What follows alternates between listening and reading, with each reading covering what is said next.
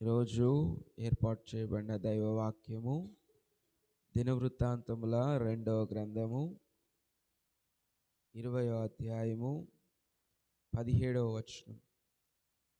ఈ యుద్ధములో మీరు పోట్లాడవలసిన నిమిత్తము లేదు. యూదా వారలారా, యెరూషలేము వారలారా, మీరు యుద్ధ పంక్తులు తీర్చి నిలబడుడి. మీతో కూడానున్న యెహోవా దయచేయు రక్షణను మీరు చూచెదరు. భయపడకుడి, జడియకుడి. రేపు వారి మీదికి పోవుడి, యెహోవా మీతో కూడా ఉండును. ప్రభునందు ప్రియమైన సంఘ బిడ్డలారా, కళ్ళు వంచి కళ్ళు మూసుకొని ప్రార్థన చేసుకుందాం. ప్రేమ నమ్మకము కలిగిన మా ప్రియ పరలోకపు తండ్రి, మీకు వందనములు, స్తోత్రాలు. ఉదయకాల వేళలో ప్రభువా, నీ సన్నిధానంలో ధ్యానించబోయే నీ మాటల్ని బట్టి మీకు వందనాలు చెల్లిస్తూ ఉన్నాం. ప్రభువా, ఈ మాటల ద్వారా మీరే మాతో మాట్లాడండి, మమ్మల్ని బలపరచండి, మీ సహాయం మాకు అనుగ్రహించమని నజరేయుడు మా ప్రభువును రక్షకుడైన యేసుక్రీస్తు శుభనామములో ఈ ప్రార్థన అడిగి వేడుకొంచున్నాం మా ప్రియ పరలోకపు తండ్రి, ఆమేన్. ప్రభునందు ప్రియమైన గొప్ప దేవుని బిడ్డలారా, చదవబడినటువంటి లేఖన భాగము 2వ దినవృత్తాంతములు 20వ అధ్యాయము 17వ వచనంలో దేవుడు ఇదిగో తన దాసుడైన యహాజీయేలు అనేటువంటి భక్తుని ద్వారా తన ఆత్మ ప్రత్యక్షతలో భయపడుతున్నటువంటి యెహోషాపాతు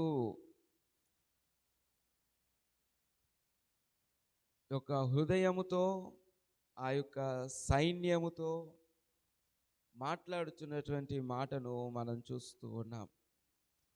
మరి ఎందుకు దేవుడు ఈ మాట మాట్లాడవలసి వచ్చింది అని అంటే, యెహోషాపాతు రాజు మీదికి అమోరీయులు, మోయాబీయులు, మెయోనీయులు, ఇంకా అనేక మంది ఒక్కసారిగా యుద్ధానికి ఇశ్రాయేలీల మీదికి, యూదా వారి మీదికి వస్తూ ఉన్నారు.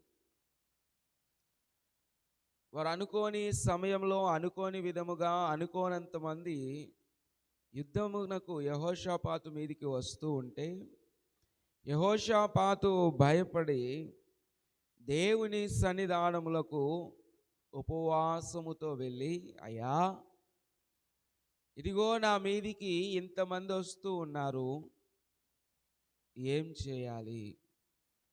మనం కూడా మన పరిస్థితులలో అనుకోని సందర్భాలు ఎదురైనప్పుడు ఏం చేయాలి, ఎలా చేయాలి అనేది అర్థం కాని పరిస్థితుల్లో మనం ఉంటాం. కానీ దేవుని సన్నిధానమునకు వెళ్తే ప్రతి పరిస్థితికి సమాధానం మనకు దొరుకుతుంది.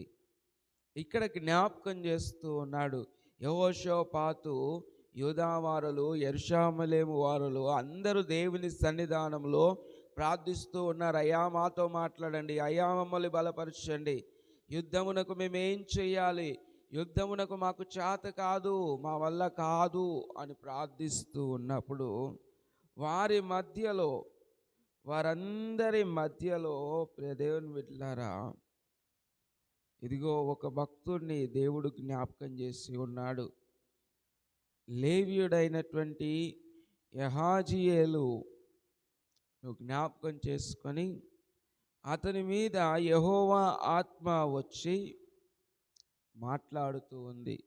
ఏమని మాట్లాడుతుంది అని మనం ఆలోచన చేస్తే 15 నుంచి, యూదా వారలారా, యెరూషలేము కాపురస్తులారా, యెహోషాపాతు రాజా, మీరందరూ ఆలకించుడి.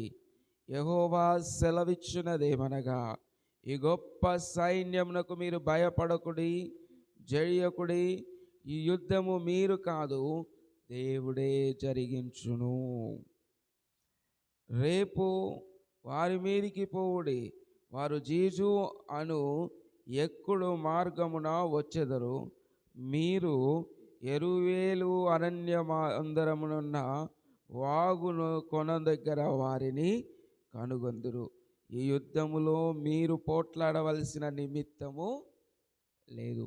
యెహోషాపాతుకి ఎంత ఊరట దొరికిందంటే అంత ఊరట దొరికింది. మీరు కష్టపడాల్సిన అవసరం లేదు, దేవుడే యుద్ధం జరిగిస్తాడు అనే మాట దొరకగానే ఇదిగో యెహోషాపాతుకి చాలా సంతోషమైంది.